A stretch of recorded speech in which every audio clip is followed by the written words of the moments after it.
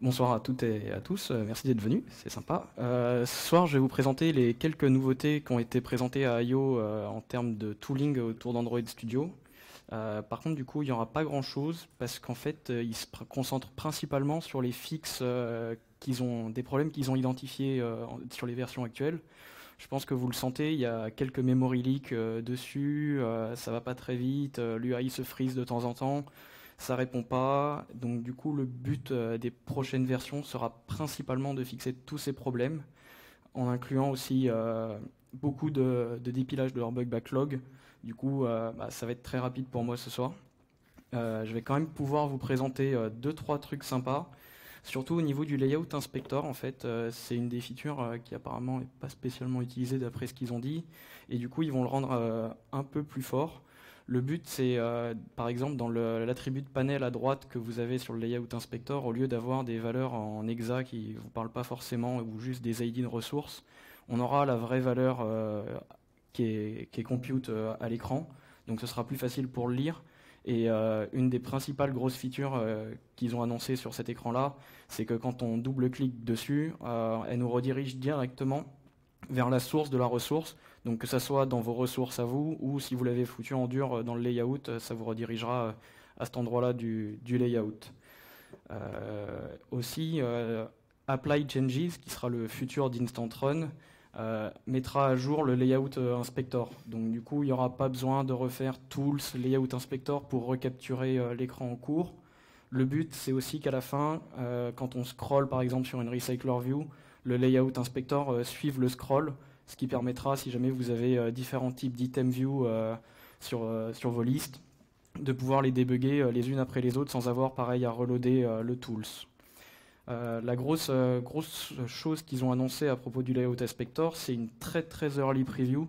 C'est cette vue qui permettra de dépiler la hiérarchie de toutes vos vues.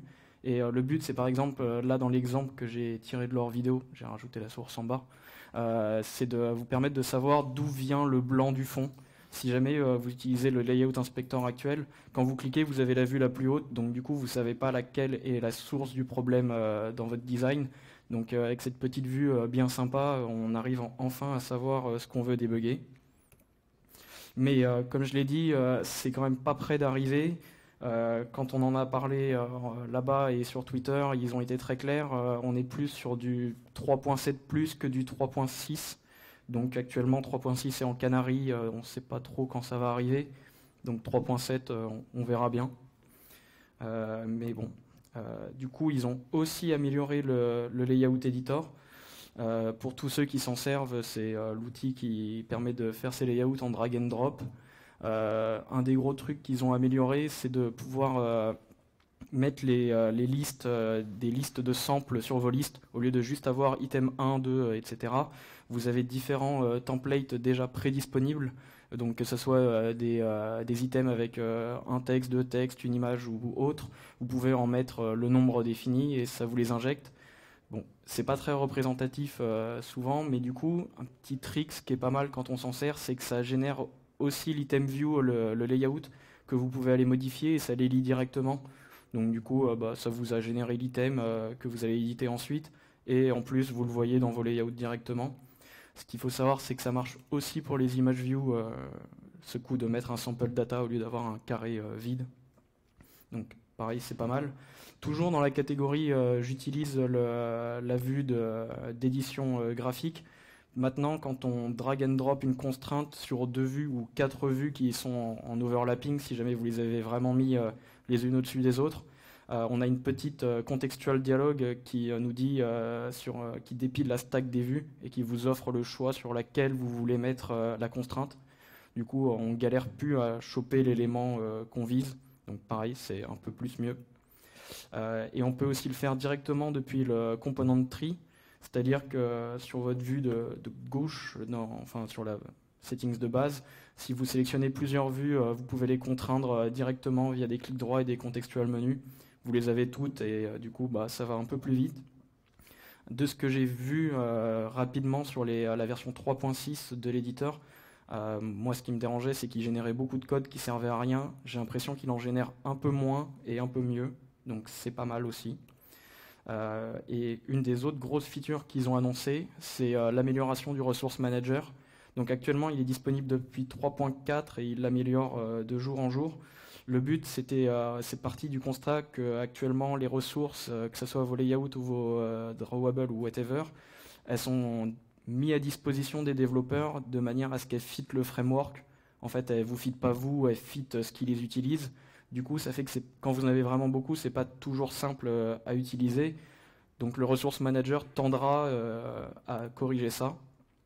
Un des gros trucs qu'ils ont fait dedans, c'est que sur un simple drag and drop des ressources, par exemple vos drawables qui ont été fournis par vos designers, vous les drag and droppez dans la zone du Resource Manager et il vous donne cette vue qui vous permet d'éditer tous les qualifiers, que ce soit la densité ou vous pouvez rajouter des locales ou tout ce que vous voulez comme sorte de qualifier directement depuis cette vue. Et surtout, ce qui se passe, c'est que le Resource Manager, si jamais vos designers se sont ratés sur l'export, que ce soit sur la nomination, par exemple, qu'ils ont utilisé une nomination web ou iOS, lui, il les prend et il fait la conversion par lui-même. Donc ça dépend de vos designers, mais si c'était problématique avant, normalement, ça l'est plus. Pareil, si vous aviez un script pour le faire, vous en avez moins besoin. L'autre particularité du Resource Manager, en plus de l'import, c'est que, donc, comme je l'ai dit, son but c'est de vous aider à mieux les gérer. Donc là, je vous ai mis deux screens de comment il vous montre les drawables et les différents layouts. Donc au lieu de juste avoir le XML ou un petit picto drawable qui vous aide pas vraiment à voir et son nom, là on a une espèce de preview de la ressource. Ce qu'il faut aussi savoir, c'est que du coup il s'intègre directement au niveau du layout editor dont je parlais avant, il est sur le côté. Donc si vous voulez par exemple juste drag and drop un des drawables pour faire une image view dans votre layout, toujours dans la logique du drag and drop, maintenant ça marche. Donc on n'a plus besoin d'aller chercher l'item image view, chercher la ressource, on le fait directement comme ça et ça marche bien.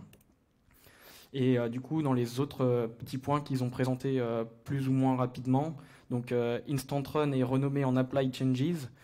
C'est pas juste un rebranding, normalement ils ont tout réécrit et c'est censé marcher un jour. Pareil, la project architecture, enfin la project structure qu'on a actuellement, comme le Resource Manager, elle fit le framework et pas nos besoins. Donc ils ont dit qu'ils allaient améliorer. Ils n'ont pas spécifié comment, mais on verra. Les émulateurs sont censés supporter les foldables. On verra aussi. Le offline marchera, enfin le offline de Gradle. En gros, on téléchargera vraiment nos dependencies, on les aura en local, et du coup, il n'y aura plus besoin de les refetcher. Petit plus, il travaille énormément sur la visualisation avec Jetpack Compose, donc on aura un outil pour ça. Et normalement, le Gradle Sync devrait être plus rapide, donc on n'attendra plus pendant des heures quand ça se fait. Et surtout, leur grosse amélioration, c'est que quand il échoue, on n'aura plus du rouge partout dans notre code. Et ils vont normalement garder un meilleur cache de ce qui marchait avant. Donc si jamais on fait une typo dans notre Gradle et que ça fail, ça pète pas tout le build, ils reprennent l'instance d'avant et puis c'est bon. Donc, bon, c'est pas mal. Voilà, c'était court.